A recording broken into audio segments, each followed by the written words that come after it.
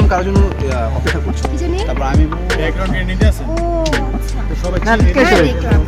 এটাই নেই, এটাই নেই। ও আচ্ছা, দেখলাম। তার জন্য মানে কি জানি? না, দেখলাম দাঁড়ায় আসছো, তাই ভাবলাম হয়তো তার জন্য অপেক্ষা করছে। ও আচ্ছা, দেখলাম এই দাঁড়িয়ে যে। আছো, তাই ভাবলাম। আমার নাম এটা, আমি এটা থাকি।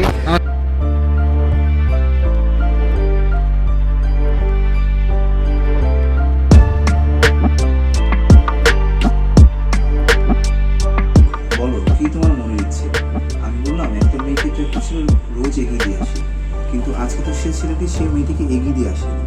এখন ছেলেটির চিন্তা হচ্ছে মেয়েটিকে থেকে তো বাসে খুঁজেছে। এই কথা শুনে সে শুধু কি করবো জানো?